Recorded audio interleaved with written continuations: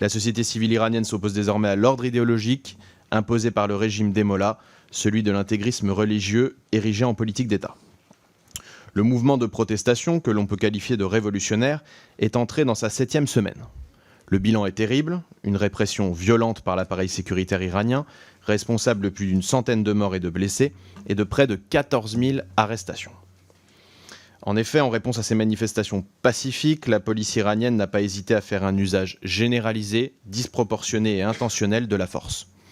Cette violence sécuritaire s'est doublée d'une violation injustifiable de la liberté d'expression, incarnée par le contrôle étroit, voire la coupure de l'accès à Internet et du réseau mobile. Comme nous l'avons récemment précisé dans une tribune transpartisane parue dans les colonnes du Monde, à laquelle plusieurs de nos collègues se sont associés, dont le président Bourlange, et je l'en remercie, il est du devoir de la France, comme patrie des Lumières, de la liberté, des droits de l'homme et des droits des femmes, d'entendre l'appel des Iraniennes et des Iraniens.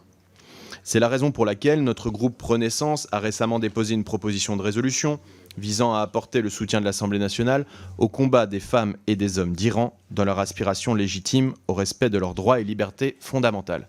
Cette PPR sera examinée à la fin du mois de novembre. Si nous nous réjouissons que l'Union européenne ait adopté le 17 octobre dernier des sanctions contre la police des mœurs et 11 dirigeants iraniens impliqués dans la répression de ces manifestations, nous souhaitons que celles-ci soient renforcées.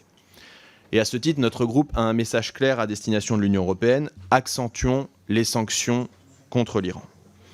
Comme l'a récemment rappelé la journaliste Sarah Draghi, lauréate du prix de la laïcité obtenu en 2018 au nom des femmes iraniennes, notre devoir est aujourd'hui d'être du bon côté de l'histoire.